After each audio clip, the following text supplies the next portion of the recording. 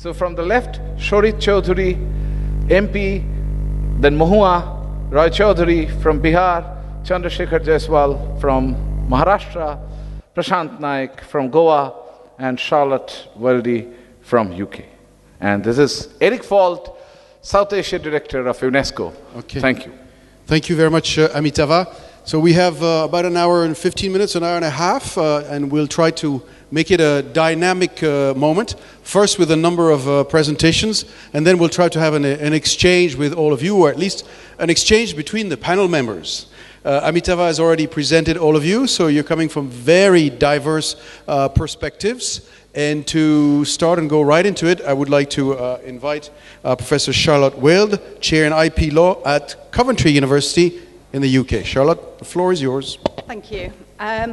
First of all, thank you so much to both Amitav and Ananya for inviting us to be at this very important event celebrating their project, their very interesting and very successful project. I'm going to speak very briefly about the project that we're doing with Ananya and her team. And then I'm going to focus a little bit on the issues around intellectual property that we've been thinking about in the project, and how we are thinking about these as a tool for safeguarding for the communities. So I should stress that I am here and talking on behalf of our team that we call the HIPAMS team, Heritage Sensitive Intellectual Property and Marketing Strategies. This is the very short title of our team, because in fact the research question that we have is quite a mouthful: celebrating local stewardship in a global market, community heritage, intellectual property protection and sustainable development in India. We've been funded by the British Academy in the UK, and as you can see from the pictures of our team, we're quite a large team, and we are importantly an interdisciplinary team. So we bring expertise from heritage, from marketing, from intellectual property, from economics. We bring the Ananya's team from India, and most importantly, we bring representatives of the communities with whom we are working. We're working looking at three particular ICH elements, or three particular communities we're working with, suggested to us, I think, by both Amitav and Ananya when we started this project, as being very different types of communities with different types of heritage, which have different implications for what we're looking at, which is both marketing and intellectual property. So Patachitra painting, Purulia Cho dance and mask making, and Balfakiri music. Our project, I should stress, is being informed by other projects that we're doing in different parts of the world. So we've been working in Kyrgyzstan with the British Council, with young cultural entrepreneurs who want to think about making a living through their intangible heritage, and with Alp Foodway, which is a European project which looks at a number of different food heritage elements in the Alps.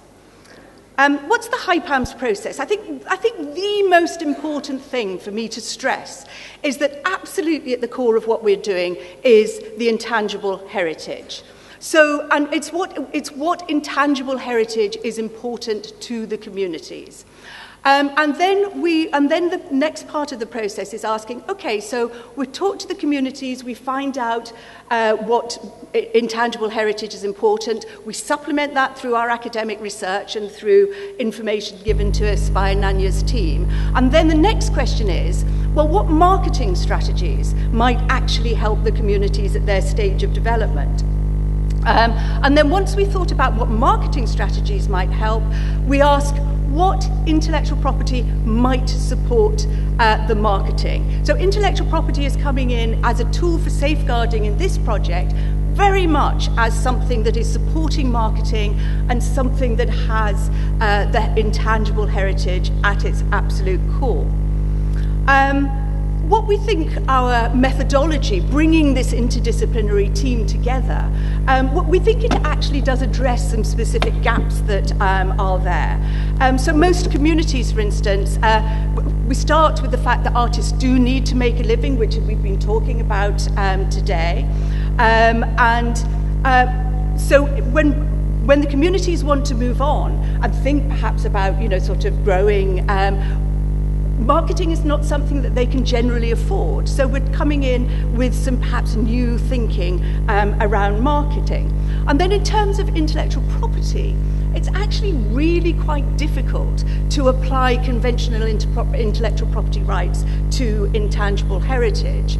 And also, generally, communities can't afford the law. So we come in and we think about how these issues can be addressed in order to go towards safeguarding the intangible heritage of the communities. The types of questions that we ask are around what are the attributes of the heritage, in terms of the market, what products relate to the ICH as we think about, sort of traditional products and also product innovation. And then we ask what intellectual property rights are currently applicable, what exists, and what should we be thinking about beyond that.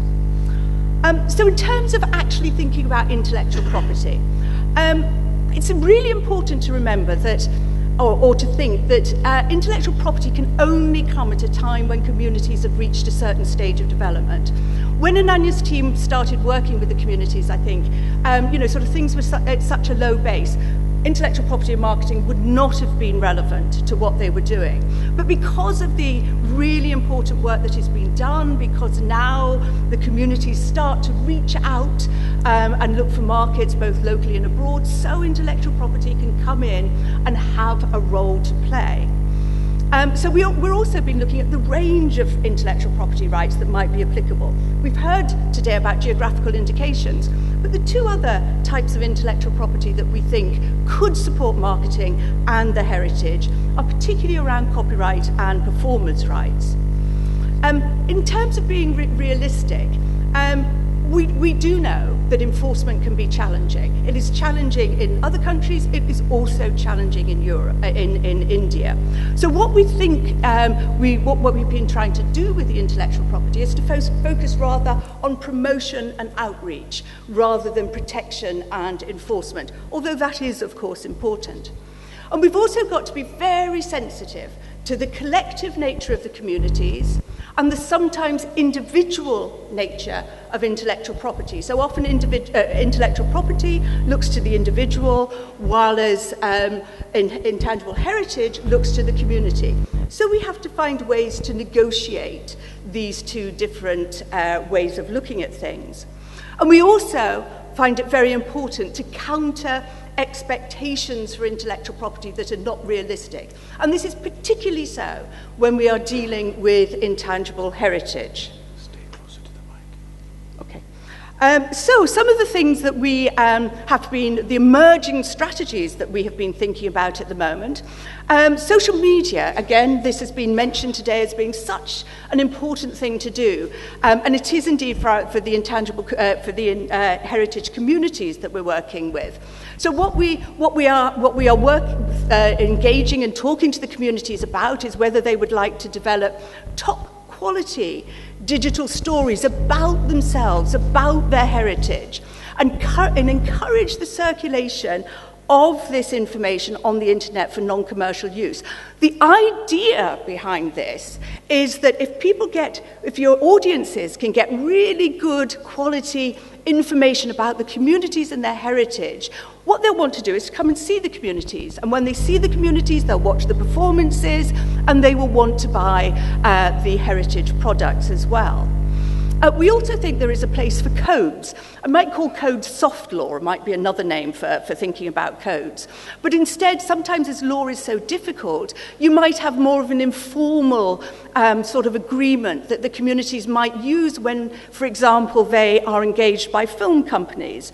And the code might set out the grounds on which the individual members of the community might say, this is the basis on which I will engage with you. And the detail of the code would set out ethical standards of good behavior by the film industry in relation to the communities. We've heard about the GIs. Excellent news that GIs are being registered, and some assistance is now needed so the communities know how to use those properly so they can be stamped on their products, so people who are buying them can know where these products have come from.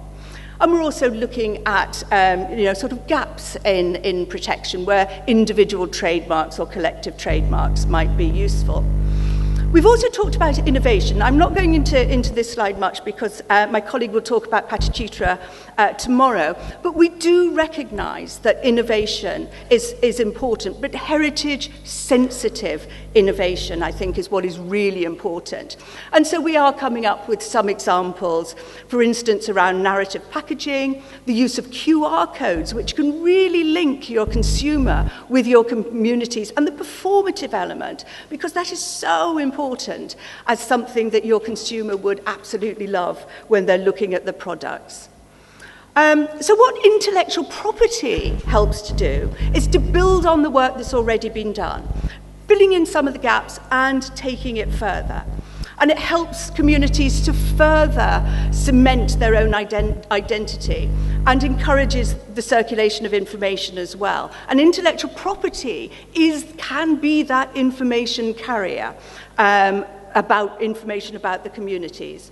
And it helps to ensure individuals and communities enjoy socio-economic sustainability for themselves and their families. And we're very much thinking here over the longer term as well.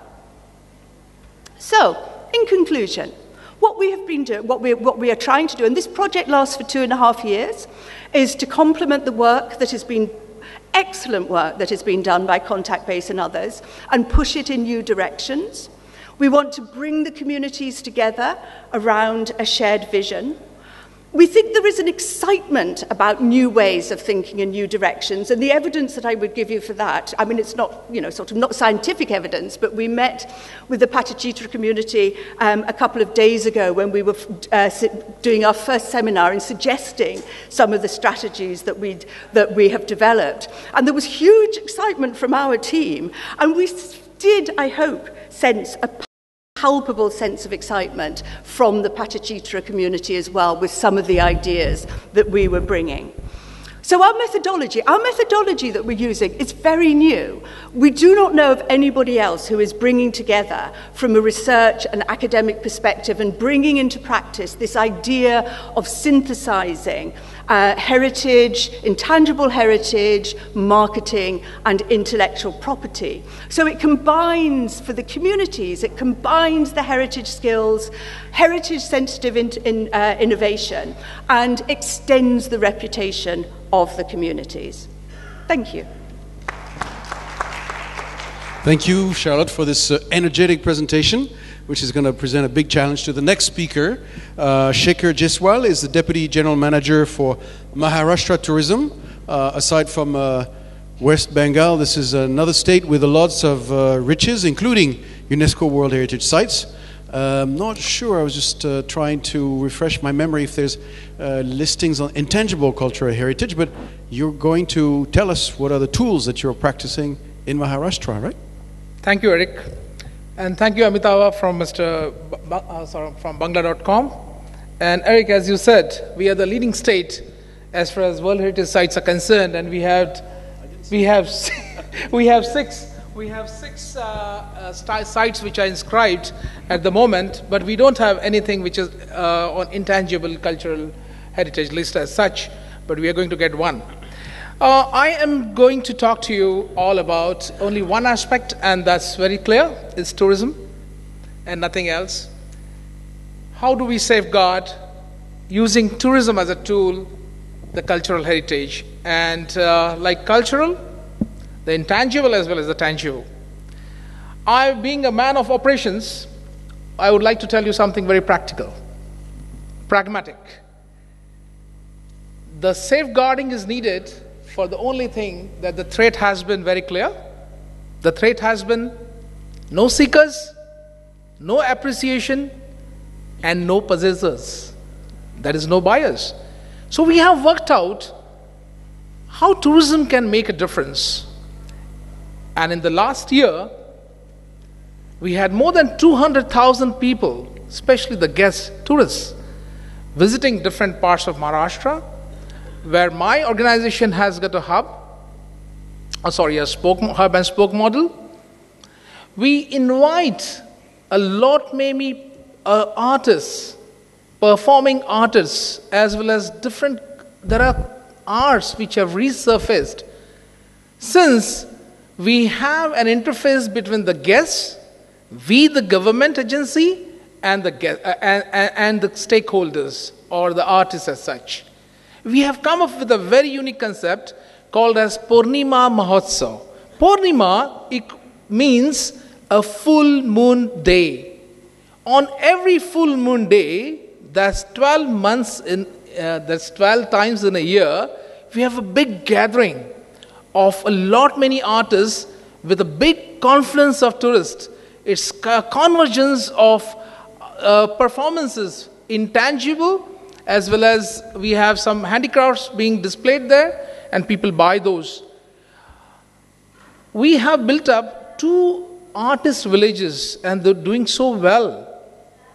Visitor centers with the help of the government of Japan has been a big success in safeguarding protecting our cultural heritage from, especially degradation.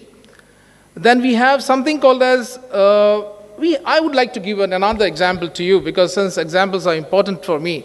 We own a train, Eric, we own a train called as the Deccan Odyssey. You might have heard of it. Deccan Odyssey is one of the top luxurious trains in the country. And this Deccan Odyssey train is a palatial train.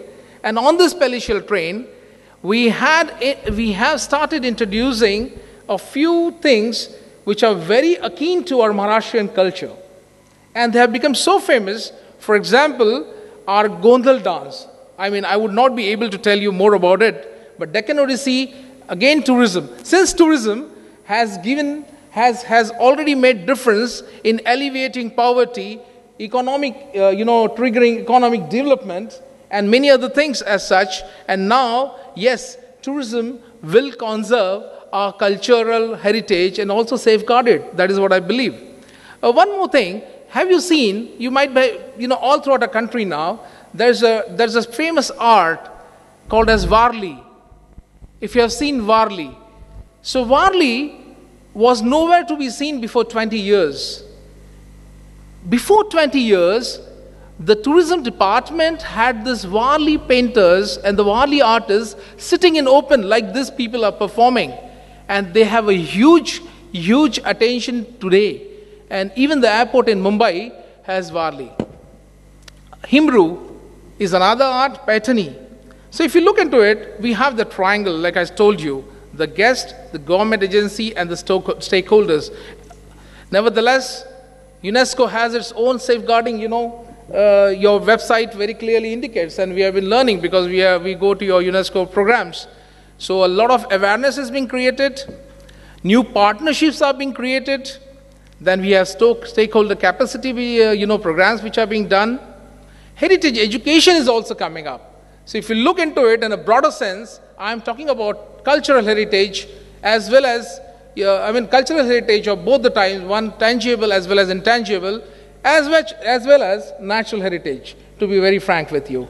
And yes, tourism can make a difference. Tourism has made a difference in my state, and we have been practicing that. Thank you so much. Thank you very much. We'll have a chance to go back to this issue of tourism as a tool to safeguard culture. I'm sure there are some not quite differing opinions, but people who will also introduce their own point of view in this regard. Now we're going to go to Prashant Naik, who's the chairman of Ravindra Bhavan and comes to us from Goa. I've had a chance to go to Goa already twice, so I've seen some of the tools that you're using, but please tell us more. I would like to invite you third time so that I will show you the different part of Goa altogether. सगळ्यांक बरी सांज आवडटा. That is in my Konkani language, the state I represent, Goa. Very good evening to all of you over here.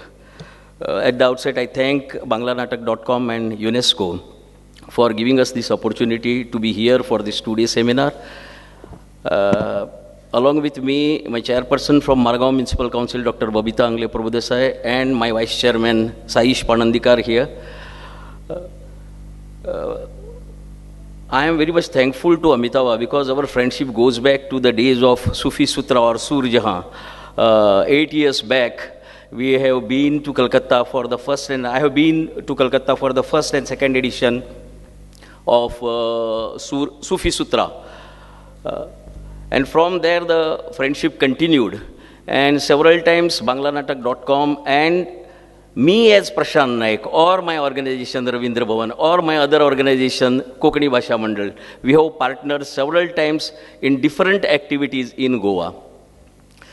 Friends, Goa, you will have a totally different image of Goa. It is a land of sun, sand, sea. And a perception of Goa is totally different in the minds of the rest of the country. I'll give you a brief history of Goa for you to clear your doubts about Goa. See, in the early 15th century, Portuguese entered Goa. Before that, we had around 12 dynasties ruling Goa. Major among them is the Kadambas, the Adil Shah, the Chalukyas, and so on and so forth. Before that, the Arabs were trading in Goa in spices. But after liberation in 1961, we had a major problem in Goa, where the elected government of Goa wanted to merge Goa into Maharashtra, that is Shekhar's land. And many of Goans wanted to protect their identity. So there was a big fight going on in Goa during that time. And ultimately in 1967, we had the first plebiscite in India. There are so many people now asking for plebiscite. The first plebiscite took place in Goa in 1967, wherein on 16th January there was a voting whether Goa should merge with Maharashtra or Goa should remain as a separate identity. And the people of Goa, though with a lesser margin, kept Goa separate. So thanks to our forefathers who kept us separate without merging into Maharashtra. Then came in 1987, though Goa was a separate identity, we did not have status for our language, Konkani. So we had a 555 days long agitation wherein we got official status for our language, Konkani. Konkani entered in the 8th schedule of the constitution, and immediately after that, Goa got statehood. So this is a brief history about Goa to know what Goa is. Having Portuguese ruled Goa for 450 years, there is definitely a Western influence on Goa's culture. There is the Mando, the Dhulpad, the Dekni, which are more familiar in the Catholic community. The Teatro, little bit, theater performance also has little bit influence. But the rest of the local culture, which is mainly made of Shigmo, Talagadi, Thalo, Fugdi, the different areas, were still intact. With the downfall in agriculture, with the agriculture dying, also these different folk dances, folk songs started getting a slow death. That is the time when we intervened. We as Kokani Bhasha Mandal, though I am here speaking as chairman of Ravindra Bhavan, we as an organization, Kokani Bhasha Mandal, we started intervening. We saw several young people whose father and mother were very good folk dancers, very good folk singers, were refusing to take ghumat, the traditional instrument of Goa, and play it. They were refusing to go on the Mand, the place where we used to play Shigmo, Talagadi, Toniamed, Gof. The younger generation started totally going away from this. Totally away from this. We, as Kokani Bhasha Mandal, we thought an innovative idea 25 years back. And then we organized a huge mela called the Goa Yuva Mahotsav. The name itself, it is the Goa Yuva, that is youth, targeting entirely the youth of Goa. And in the Goa Yuva Mahotsav, we had representation from colleges and representation from the youth clubs.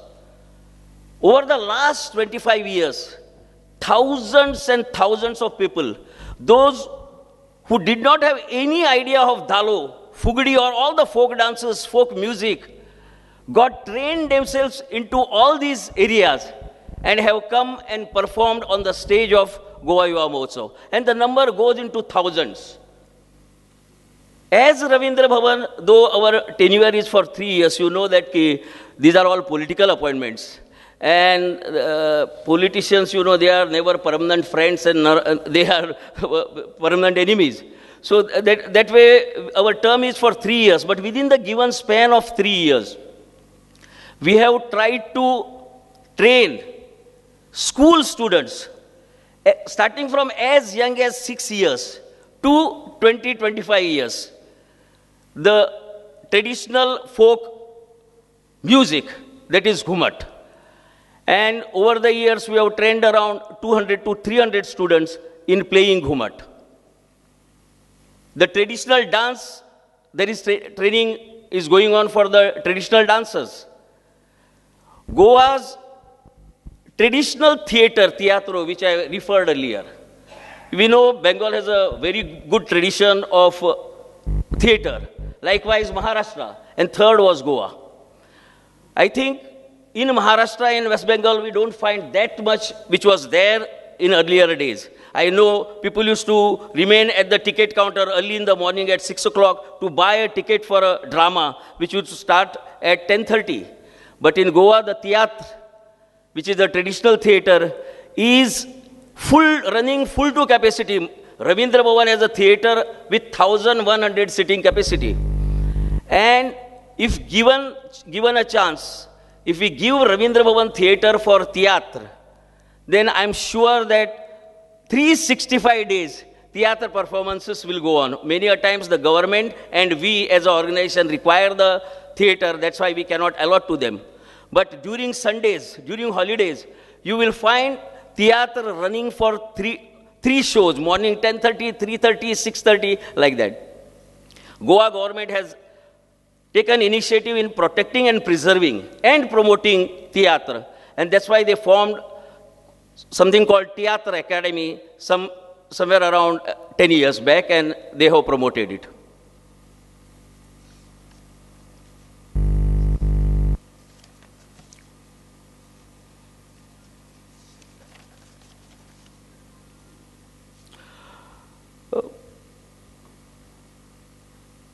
There are other organizations which are helping in preserving and promoting our cultural heritage.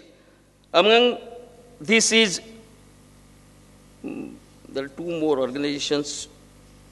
1 minute. Soul Travel and Bylanes.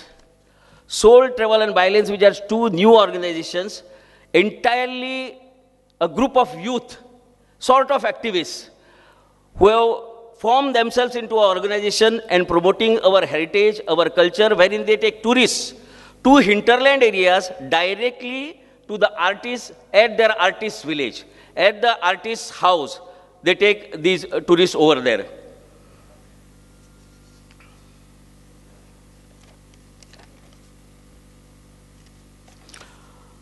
The social media now is being used to promote art and culture. See, in Facebook, there is something called the Ice Bucket Challenge. Facebook users may be knowing it, wherein a user takes a bucket full of ice and takes a bath with that ice. And then he challenges somebody, if I do that, I challenge Amitava, who is my Facebook friend, you do it. Then Amitava does the same thing and challenges somebody else. In Goa, recently, our youth started a challenge called Ghumat Aarti Challenge. Now in Ghumat Aarti, you have to play Ghumat and you have to sing a Aarti. And believe me, hundreds of youth, they participated in this new challenge wherein you have to learn to play Ghumat and you have to learn to sing Aarti. And hundreds of youth participated in this innovative challenge that helped to conserve or to safeguard our cultural heritage. Friends, Goa is a place which would be hardly a district of West Bengal. We are hardly 16 lakhs to 17 lakh population. But for our unity, the peace-loving people of Goa, we are known not only in India, but throughout the world. We have a festival called Zagor, wherein in the festival Zagor, a theatre which is traditionally a play performance done by Catholics, and a natak, which is traditionally a theatre performance done by Hindus, is exchanged by both the communities, wherein a natak is performed by Catholics and a Zagor, a theatre, is performed by Hindus. Likewise, there are different festivals, a Musal dance, which is traditionally being performed by Catholics. Now you will find hundreds and thousands of Goan youth, a college-going youth, performing this dance.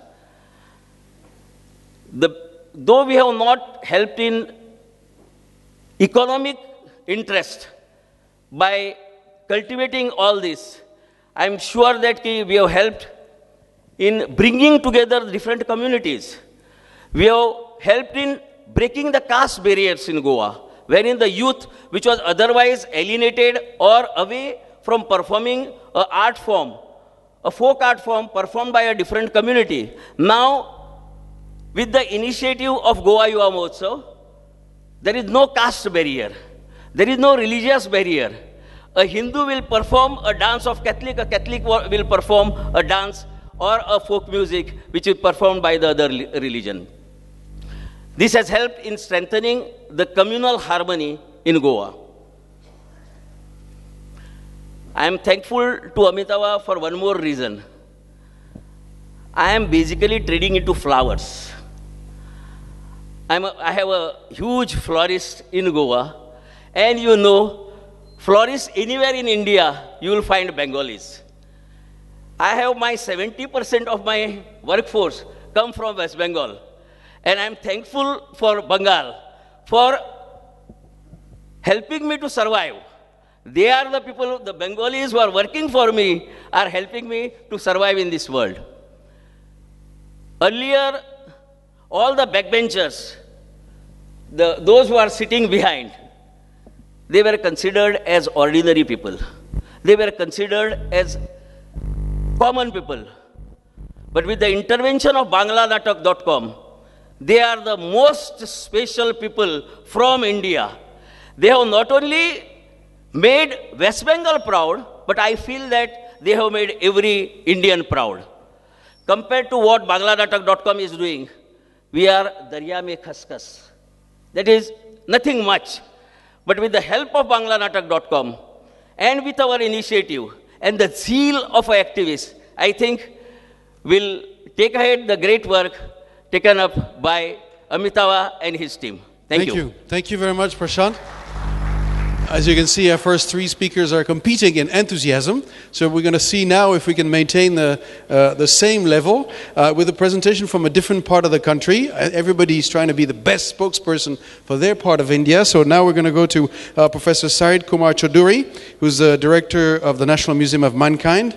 A long name that you'll pronounce better than me, so I will let you present the museum and your view on tools to safeguard traditional culture.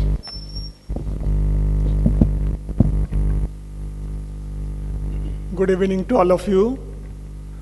Esteemed chair, distinguished panelists, people who are representing different institutions of our country and beyond, the members of BanglaNatak.com, and perhaps the most important component of this whole exercise who has brought us together, our artists who are sitting at the backside, but who actually constitute the soul of this whole initiative.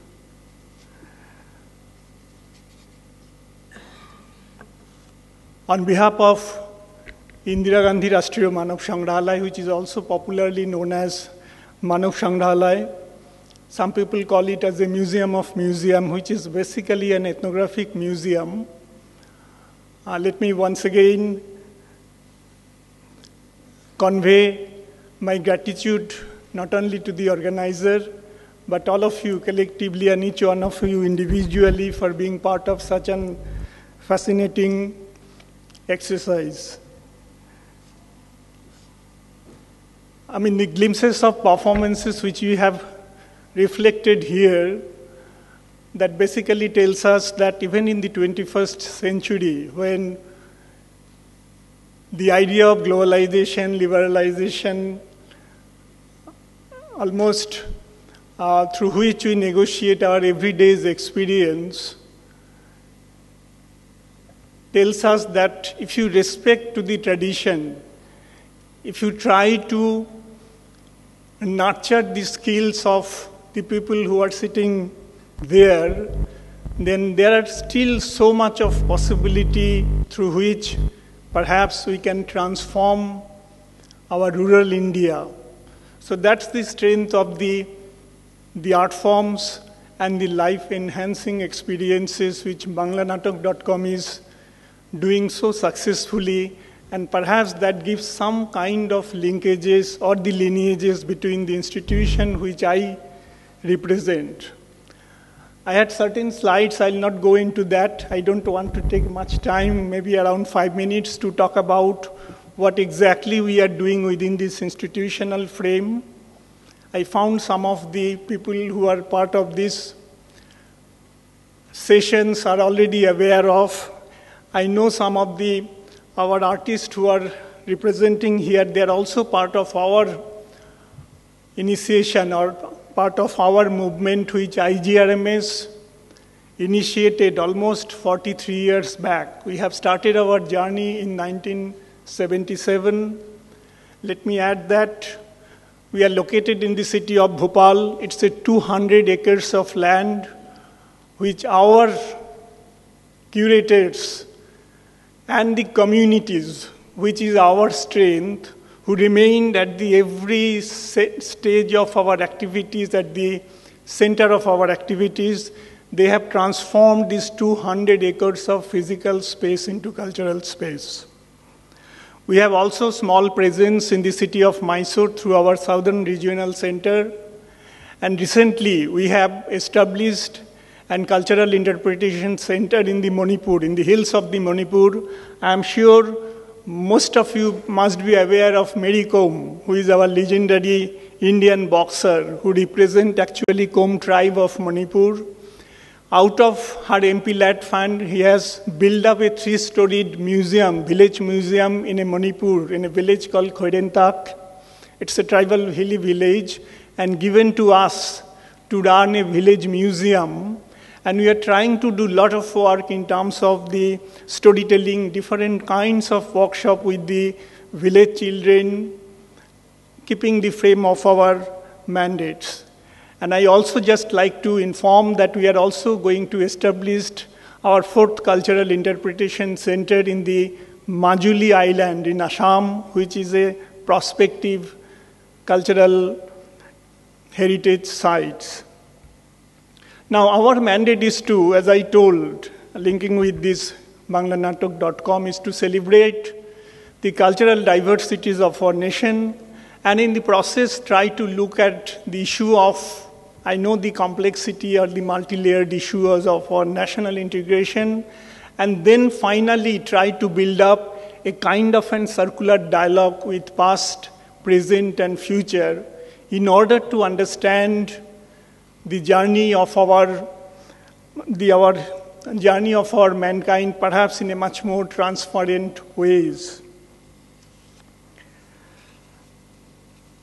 Let me also add that while the other national museums, like the Indian museums, the Salarjung museums, or even the National Museum in Delhi, they talk about the dominant narratives of our nation-building process, IGRMS always tried to look for the alternative narratives, searching for a kind of another harmony which also, perhaps to our understanding, remains important to understand the nation-building process itself. Two very important characteristics, features of our museum is we have within this museum itself 200 acres of land. We have in situ position 32 rock shelters with paintings, with cave paintings. Many of you must have aware about the Bhimbetka, which is a World Heritage Site in Bhopal, in the city of, it's adjacent to Bhopal in the Madhya Pradesh. But in our campus, we have that 32 rock shelters with large amount of cave paintings. In fact, the logo which we have taken into consideration, that is came from that cave painting itself. Now, throughout the year, then let me also add that we have built up a kind of an idea, what we call the idea of sacred groove. We have many kinds of local interpretation to that, but the basic fundamental idea remains. Sacred groove is basically nurturing an idea through which people try to protect their environment, their forest. So we have built up multiple such sacred groups within our institutional frame.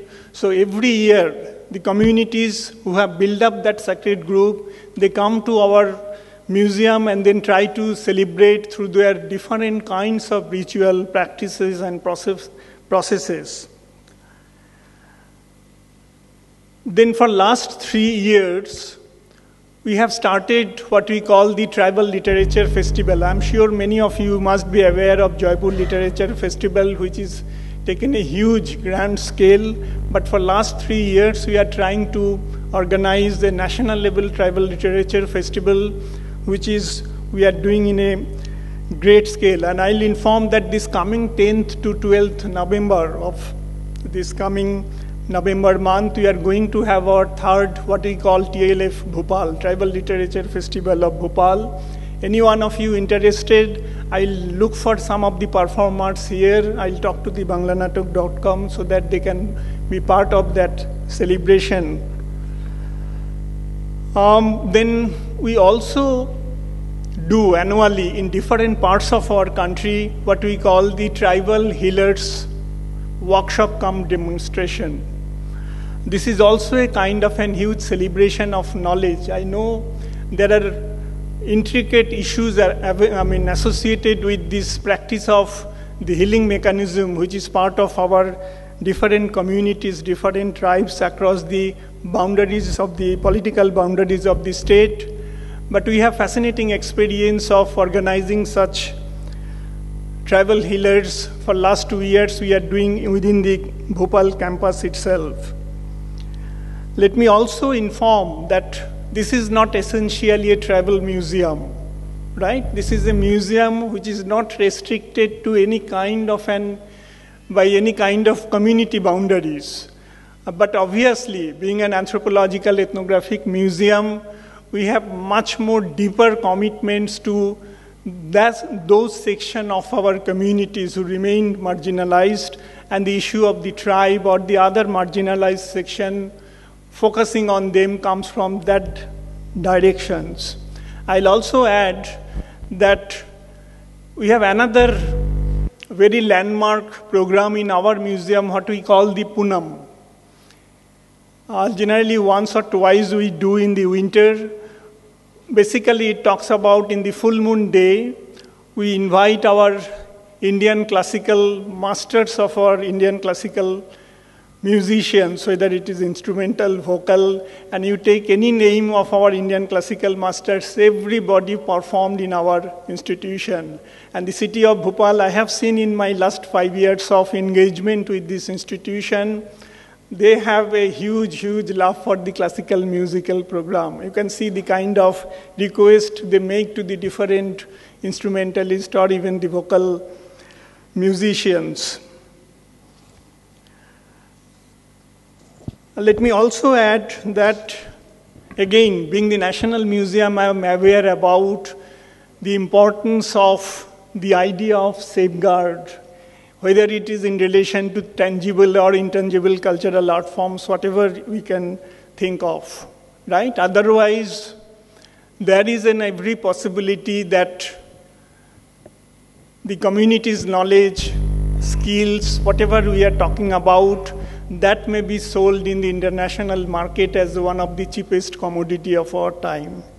So we are in that direction, but being the government organization, we had to follow certain kind of norms for taking up the safeguard issue, primarily through the digitalization process and through the extensive documentation process which we whatever program we do within the campus or beyond, as I told, we are neither Bhopal-centric nor Mysore-centric.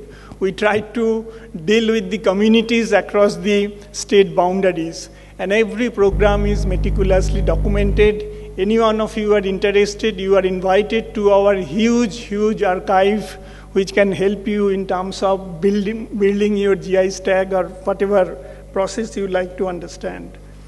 Let me just end up telling that, after all, being a museum, we are also sensitive about different kinds of objects. We have more than 28,000 ethnographic objects in our collections, which we try to bring out into the public domain through different kinds of exercise which museums are known for.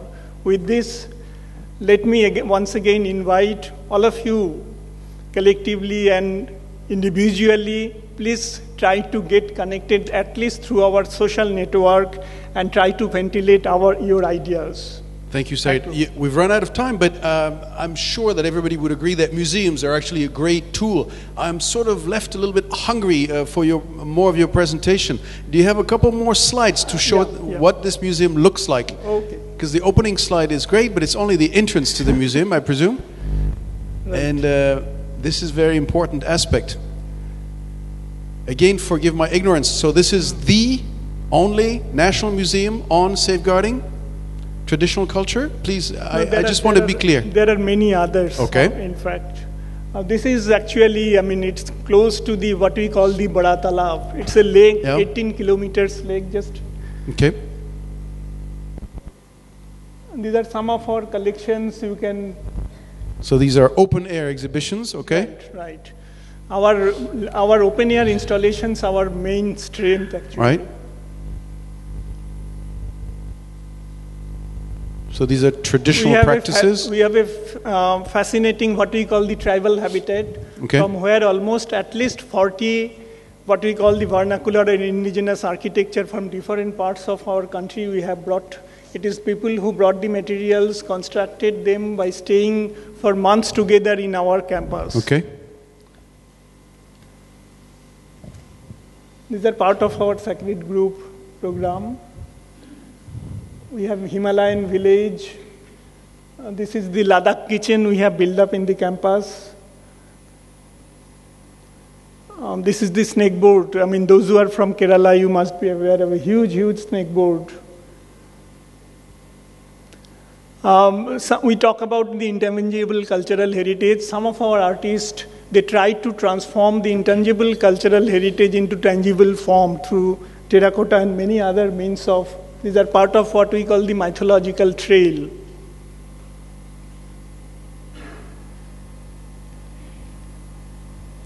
Okay. Let me, it's not moving, so let me close here, but this is some kind of a visual treat or some kind of little bit marketing. Please come and see our museum, and any queries, anything, I'll be happy to interact. Thank you. Thank you very much. And we'll probably talk more about museums in a moment. It's an important aspect. Our last presentation is going to be Mawa Roy Chaudhary, who's coming from Bihar. So please, you have the floor. And I think you have a presentation as well?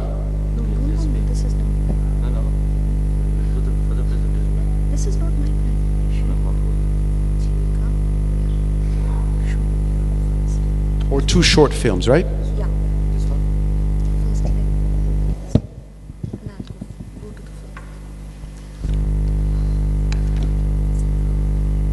Thank you very much, respected esteemed guests and also dignitaries at the dais and our folk artists and artisans. I would like to take you through a program called National Rural Livelihood Mission. It's a national program, but I would like to tell you that this program was predetermined or was also experimented first in various states, and Bihar being one of them, where we worked with World Bank support to start the Bihar Rural Livelihood Promotion Program. Now, Bihar Rural Livelihood Promotion Program is a program which actually works on livelihoods of rural people. And here, today, I would like to talk you through the livelihoods of non-farm related livelihood activities, which would cater to non-farm activities, which would be majorly folk art, artists, artisans, and other such activities. So I would just run you through a small presentation. You can already see our women standing there with, again, something called Sikhi Art. Now this is Sikhi Art, again a grass art which you saw in the morning, but it's of a different type. This, in the right side, you could see a lady who is making bangles, and this is lathi bangles. So it's lakh bangles, if you can see.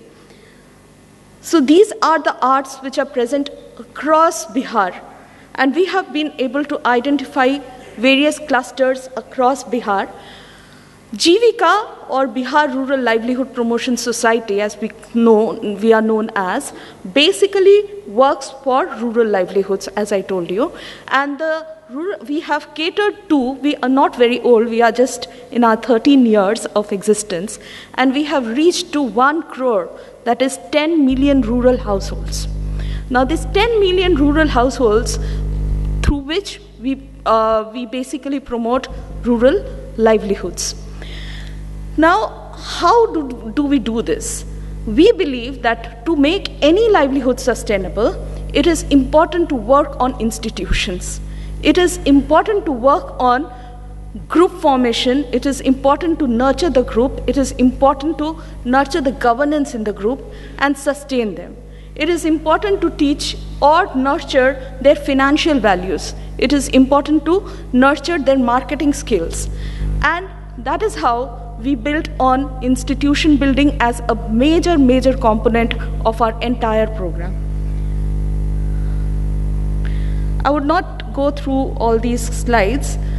I would just like to say that this is the organization structure. We work as we all believe that poor should not be served poorly, and that is why we are a 6,000 strong organization, Government of Bihar organization, where we have experts working in this area. None of our employees are less than an MBA. So we are functioning in all the 534 blocks of Bihar, all the 38 districts of Bihar, and our staff strength goes around 6,000, and all are at least MBA. They stay in the villages, and they are imparting information, knowledge, and implementing programs there. So this is what I was trying to tell, that this is the map of Bihar, and we have tried to identify where are the art and craft or the culture activities happening. So we have identified various aspects: Madhubani painting, Sikhi craft, Sujni, Lak, stitching, Manjusha painting, carpet, Baban Booty, and silk handloom. These are some of the few that we are working with. If you see on the right-hand side corner, the emblem or the logo of Jivika, this is also a Madhubani painting. Now this Madhubani painting, again, we believe that our rural artisans are equipped enough to talk what they can do, to express themselves. So all our logos are again taken from our Madhubani painters. What has been our approach in safeguarding culture? So I would like to talk about 5 aspects. As I told you, that aggregation is something that we believe, but aggregation does not come very easily. Even if you are forming groups, it is important to understand the group dynamics. The group may run for 3 years, do a wonderful business for 3 years or 4 years, but if the governance system is not in place, if the financial management processes are not in place, then the group might break down. If the marketing platforms are not being created and sustained long, then maybe the group might not function as well. Every group needs credit. So we need to work on microcredit aspects. Every enterprise, every livelihood needs credit. And so we worked on this area as well. We partner with over 3,000 banks in whole of Bihar, and we have been able to, our producer groups or our SHGs have been able to mobilize a fund to the tune of 8,042 crores as of date, rural credit, microcredit. Entrepreneurial skill building and design inputs is another aspect that we really work on, which is a continuous process where we do workshops, we try to contemporize the art in some way or the other by engaging experts from National Design Institute, from NIFT, and many other experts. But again, when the product line is created, we also try to match them with a market survey. Which product is actually selling where? So there is a two-way marketing strategy that we adopt. One marketing strategy is through crafts and exhibitions, going and exhibiting in various crafts and exhibitions across the country. We prepare a calendar and we send our artisans to all these places where they go and sell their products, display their products, network, and bring in orders. Another aspect of it is we try to also teach them to analyze which product is selling more, where it is selling more, and so preparing them for the entire process. Marketing linkages that, as I told you, through crafts fair, which we organize ourselves as well. In the state of Bihar, we have been organizing 2 crafts fairs majorly, which is called Saras. And then in Saras, it's a total extravaganza of art and culture of Bihar, where various, not only from Bihar, artists not only from Bihar come in, but artists from 22 to 23 states also come in. The entire Gandhi Maidan, if you are aware of, which is a huge field at the center of Patna, is occupied, and there we have a stall set up, around 450 stalls, and it's not only stalls of art and craft, but we have a food corner where again cuisines are also, the local traditional cuisines are also being promoted there. They are also packaged and sold. There is a cultural stage. Every day there is a cultural evening where we again give the platform to our folk artists. So we have been able to cater to the captive market. We being a government agency, we have tried to contemporize major things. We have tried to build in a culture in a very different manner. So today in any of the government programs that Bihar organizes, there's no flower bouquet coming in. I'm sorry, no florist is allowed. We are giving them bouquets of Sikhi Art. So that's been a culture. So that's the captive market that we are trying to cater to. All the folders or the workshop bags that is around the year produced or being used by various governmental departments are again supplied by our producer groups and producer companies. So this huge captive market, this culture building process is being done. Our entire office is set up with various art forms is decorated with various art forms. Now we are getting orders from the tourism department, even from the animal husbandry department to decorate their places in that particular way. Patna is catering to be a smart city, and urban development department is coming to us to again decorate some of the city's hubs with these traditional arts and with these art and artifacts over there. So this cross-culture or cross-departmental convergence is something that we are taking up in a big way. What we believe is, I would like to talk about the Bihar Saras. So Bihar Saras, as we all say, that it's been there from late 90s, but when Jivika took up Bihar Saras, we started taking it in a little professional and strategic manner, decorating the stall, creating a huge promotion. We have radio jingles running in the various FM radio, a hell lot of advertisements and promotions that we are trying to make to draw in people. And this has been a very successful intervention. Twice in a year we organize this. And the last 2017 Bihar Saras went to a sales realization of 6.54 crores, wherein 1,283 artisans came from 22 states. So this is the sales realization which happened within 10 days of a fair. But what happens there is they build up many networks. I would like to touch upon three, four major components that we work on. Is that we create a lot of community resource persons. We say that it's not, as here also we saw in the morning, that we have gurus and mahagurus who are basically training the next generation. We have created a pool of 80,000 community resource persons.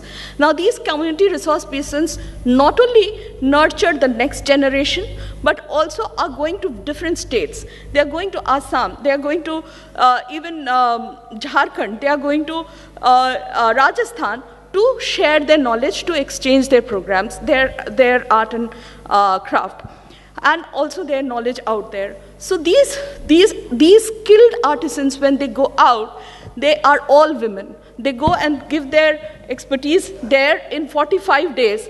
And can you imagine in a place like Bihar, which is very much not very open, the women going out and staying in a different state and then coming back and earning an amount of 1 lakh rupees because they earn a resource fee of around 2,500 rupees per day. So that's the way it is. I would like to talk about 3-4 points and then I'll close.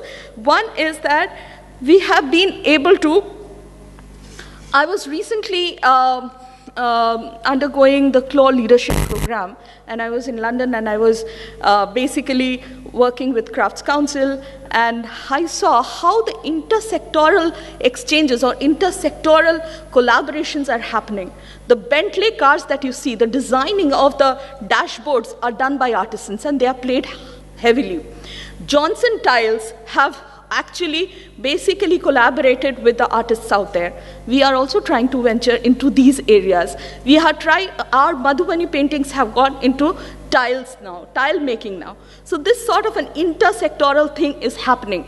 The entire government programs that we are running majorly caters to the social mobilization. We have the Swachh Bharat mission going on, the total sanitation program going on.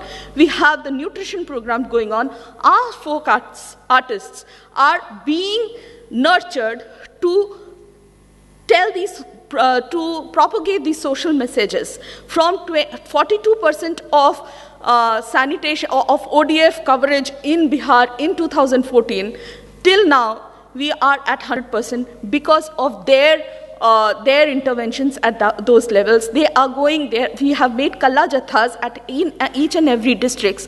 They are using their folk forms. We are using puppetry. We are using various, even you know, Ram Leela is actually designed to provide these social messages. So these captive markets are being captured or tapped. So you can see that this intersectoral exchange, the moment you get into an intersectoral collaborations and convergences, then our artists are getting more of livelihood options. So this has been our strategy to safeguard the livelihoods, our main agenda being livelihoods and economic growth. Thank you so much.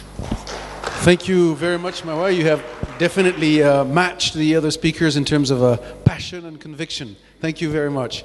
So we have just a little bit of time to try to exchange on some of the points that have been alluded to. So we have 2 mics here. Try not to fight over the mics, please. But I just want to touch upon a few issues, and if somebody in the audience has a burning question, please raise your hand so I can give you the floor. The first one, because there's been a lot on this, my question would be, is tourism a good tool to safeguard traditional cultures? I'm sure that some, maybe outside of this room, would say that sometimes it affects negatively intangible cultural heritage. So who would like to comment on that? Starting not with the Department of Tourism, but with somebody else. Who would like to answer? Mawa, would you want to go back, now that you've been able to catch your breath? Yeah, I think it's both positive and negative. Positive because, you know, the audience is a big factor. whenever you are going for a cultural or folk display, you need audience. Now, how do you draw in audience? I think tourism is the best place where you can draw in audience in a big way, because tourism provides the type of ambience that they are requiring, because the venue is very important when you are talking about performing arts and things like that. So I would say that tourism, of course, is a positive factor. Because I come from economics and livelihood background, I would always talk on those terms. But many a times what happens is, in the process of doing so, you try to multiply effects in such a manner that you compromise on authenticity many a times. When you start compromising on authenticity, a Picasso painting is always a Picasso painting when it is original. But if you make a digital printout of Picasso painting, it doesn't work. Similarly, when you are going for tourism and you have to cater to a larger community at a very small period of time, you can't maintain that authenticity. You need to give that time. Okay, thank you very much. Anybody else on this issue? And I'm not giving you the floor on purpose, obviously. Anybody else? Or a comment from the audience? No? Okay, let me touch upon then the hotel industry, because I don't think anybody has mentioned that so far. And perhaps some of you would have comments. It's obviously related to tourism, and it seems to me that hotel owners and managers can be good tools to discuss, propose offers that relates to intangible cultural heritage. And I'm not sure that in India at this point in time we have done enough in this regard. I was, I think, a few months ago at a convention of hotel owners, and I was a bit horrified by what they present to their visitors, in particular their visitors from abroad. It's really not good for the image of India in general. One hotel owner was telling me that, oh yes, we do offer visits to the local orphanage. Another one was telling me, oh, we offer to our visitors to go to see the cow feeding program. I said, no. There's so much in India in terms of intangible cultural heritage that you can do better. So we're starting actually a program with a group initially of 66 hotels around the country where we will train them on what is intangible cultural heritage, because a lot of the hotel owners do not know what it means, what we mean by that. And then we're going to ask them to identify one ICH practice in their community in a radius of about 10 kilometers, produce simple brochures based on a template that UNESCO will give them, and then offer to each and every visitor that they go visit. Not that you bring these people to the hotel, but the visitors go to see the ICH practitioners according to formulas and methodology that we will offer. Anyway, this is just an example, but can you please tell me how more could be done? Because I think hotels in India could be a very useful additional tool. Yes, please. Go ahead. Mr. Eric, recently in Mumbai, I forgot to tell you because at the 11th hour I had to speak. We have, in the cultural district of Mumbai, which is South Mumbai, we have started a very unique experiment. It's called as Talent Street. And Talent Street is where most of the performing arts, especially from the cultural side, I mean, from Mumbai and the Koliwada and all other sides, and it has become a big craze. And like you said, like she said, authenticity and all that is being taken care by NRLM. Because we are doing it with NRLM Mumbai. Secondly, in my small talk which I delivered, I really mentioned that our properties, when I say properties, are hotels, spread 96 hotels, spread across Maharashtra. Like we do the ICH thing. Not exactly we call it ICH. What we do is that we have a full moon day program wherein we bring artists and the original performances are done, as well as we have, visits to different places where these artists are working. Especially now, recently we have done one on wood carving, on the times of the great King Shivaji, how, furniture was made and things out of wood were crafted out. So these are the things which we are doing, in fact. And yes, hotels are a big resource for safeguarding cultural heritage. And let me tell you, the Taj Mahal Hotel Mumbai, the Taj Palace Hotel and the Taj Tower both have a cultural director now. Thank you very much. Thank you. We're talking to the Taj group to see if they can do more. And actually, I'll go out and check if the Lalit offers, for instance, any tours to, tours is not the right word, but visits to verified ICH practices, because that's also the other thing. I think there's got to be an element of verification, which often is not the case. Anyway, so I'd like to work with you. Yes, please. Yeah. Can we give a mic to the lady in the audience, please?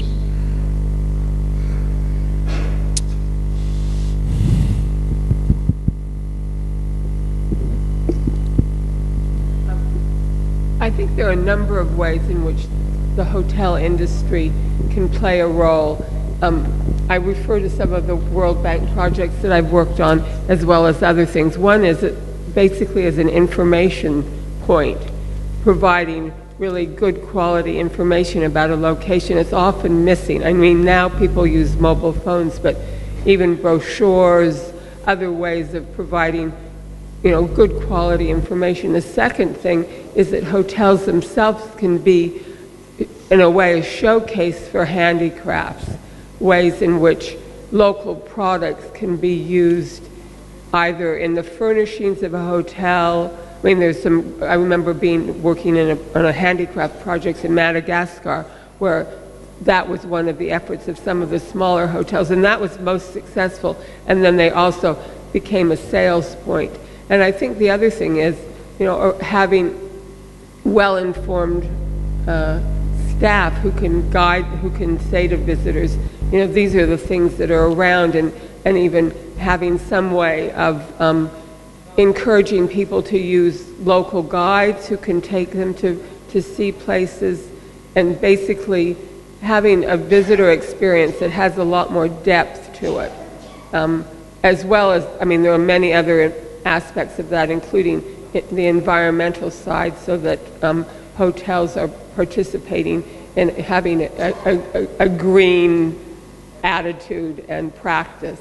So I think that the private sector and hotels can be great leaders in that, and I think many hotels welcome that. I mean, there's some very high-end hotels that really their brand name is based on that, like the Aman group of hotels that have hotels in Bora Budor, they have them in Bhutan and in Bali and so forth, where the whole ethic and sort of experience of the hotel is based on both the intangible and the and physical heritage side. Okay, thank you. I think it's yes, please, yeah. That's a very good idea altogether to introduce the hotels for art and culture development, because most of the visitors actually know your culture through the hotel.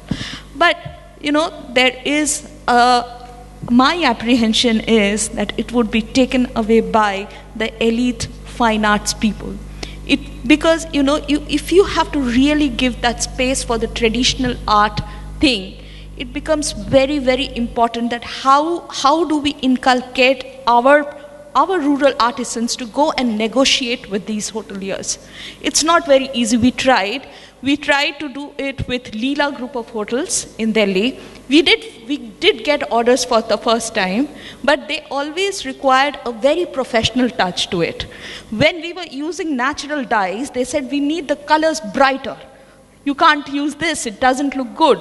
And then they started engaging fine arts people to give that, training to our artists. So, the whole thing of the aesthetic values, the whole thing of authenticity, again, I do agree we need to contemporize, but again, we need to nurture our rural artists in such a manner so that they are in a position to negotiate with these hoteliers.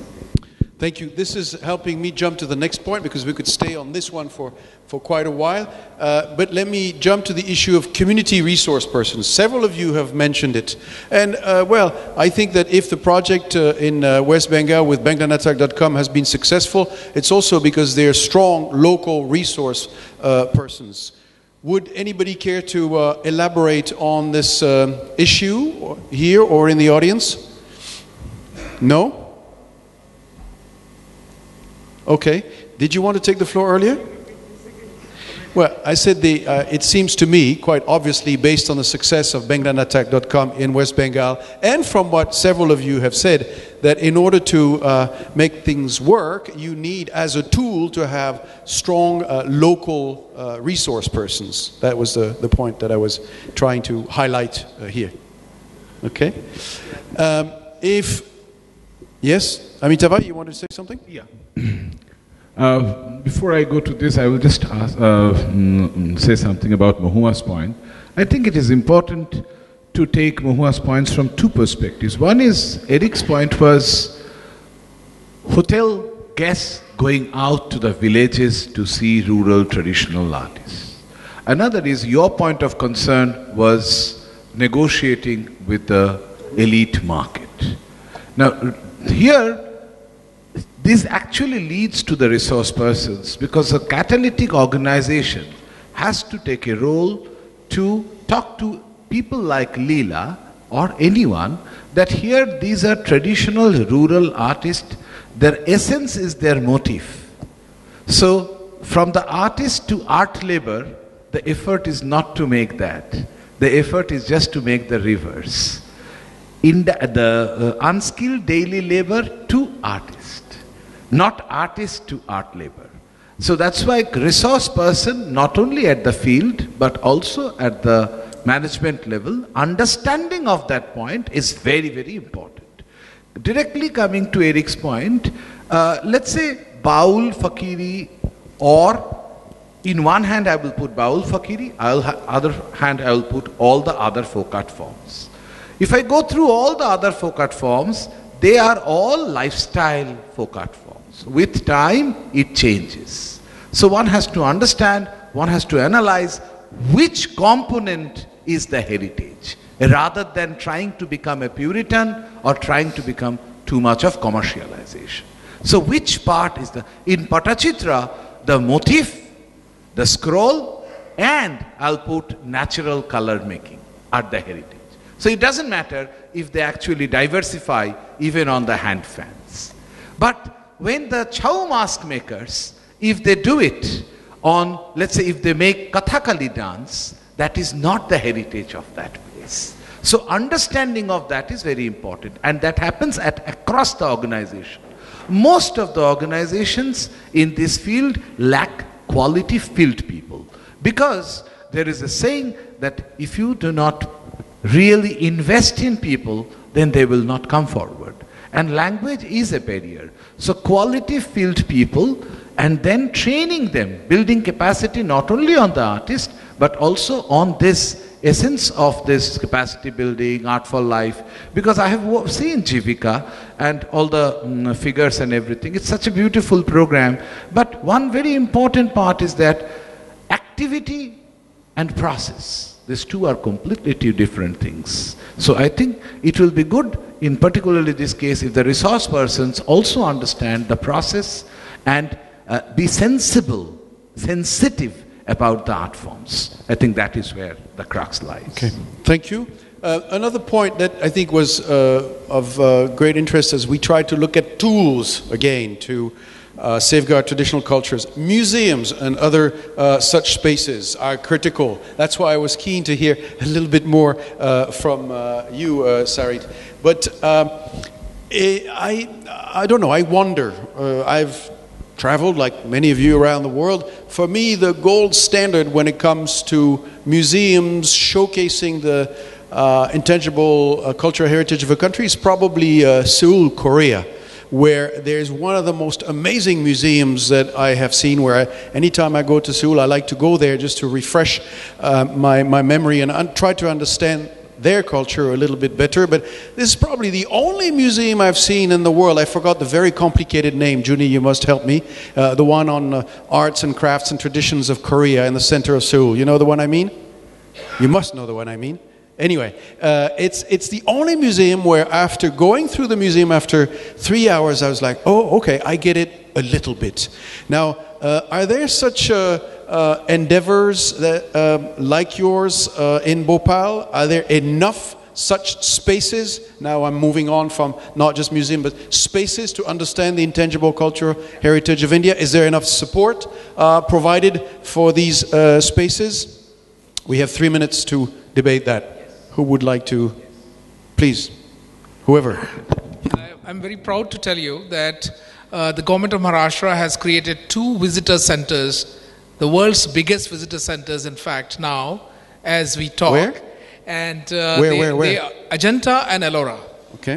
Now, this is basically, Ajanta is for intangible cultural heritage, very frankly. And the one at Ellora has got a lot many other things also. We have performing artists, we have demonstration, exhibition, and sale for a lot many things. In Ajanta, what we did is we recreated 4 replicas of caves. One is cave number 1, 2, which is the oldest painted cave in India, which is 2,200 years before, that is 2nd century BC. And the cave number 2, 16 and 17. Apart from that, we have a complete museum on ICH. And we would like to invite you, Amitava ji and Eric, please come down to that place. And I tell, this is the biggest tourism project in the country ever after independence. I'll tell you why. We are supported by the JICA, and this costed us, it took 20 years for the project to complete. There's something called as controlled tourism, which was brought into practice, where we procured land from farmers, and we cleaned up the whole area.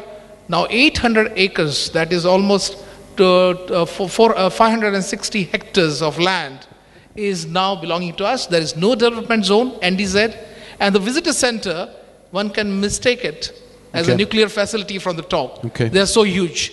Well, thank you. I'll definitely try to go and see that. Prashant, you're very quiet. I don't like it. Is there such a thing in Goa? Yes or no? Yes or no? Is there such a thing in Goa? No, not much on museum. Okay. But however, there are some private initiatives. I was going to say. Nothing from the government side in a big way. But the private initiative, there are 1 or 2 in Salsette, which is a central taluka in Goa, where there are 2 such initiatives started by private entrepreneurs. On intangible cultural heritage? I will not say, not that way. No, I've been to the Museum of Goa. It's a private sector enterprise. It's beautiful, but it's not about intangible cultural heritage or even the culture of Goa. I was just trying to put you on the spot. No. Because you're such a wonderful spokesman for Goa. Culture of Goa. It is definitely culture of Goa. They talk about heritage in a big way, and they showcase what was Goa years before. Okay. So you'll be inspired to go back and try something there? Sorry? Would you be inspired to go back after this meeting and try something along the lines of what have been described in Maharashtra and Bhopal? No, I've been there several times. I'm more tempted to go to Bhopal. Okay. Immediately after. Okay, sorry. Just for information, I am the part of, the Ministry of Government of India. They have a scheme called Museum Grant Scheme, where they provide crores of rupees for establishment of museum. So I'm the part of that committee. A lot of the applications we receive from India's northeast and also from the southern regional part. But what you have said, it is largely, the scheme is such a way that unless you have tangible objects in your collection, it's very difficult to apply for that kind of funds. Okay. But some of the applications which we got, where they tried to make a balance between these 2. But obviously, it's very difficult to have, unless you have that kind of an archive with intangible cultural heritage, that is comparatively much less, definitely. Okay. Even unfortunately, our universities, big universities of our country, hardly taken care of these very important areas, except some new interdisciplinary departments which are coming out, focusing on the ideas, its potentialities of intangible cultural heritage. Okay. Thank you. You're allowing me a segue to Charlotte. You talked about academia. Do you think that in academia here and or in the UK, ICH is very much discussed? Could more be done? What is your perspective? ICH is increasingly being discussed in academia, and ICH is also crossing academia into practice, and I think our project is one very good example of that. So yes, it is increasingly coming into public consciousness, and rightly so.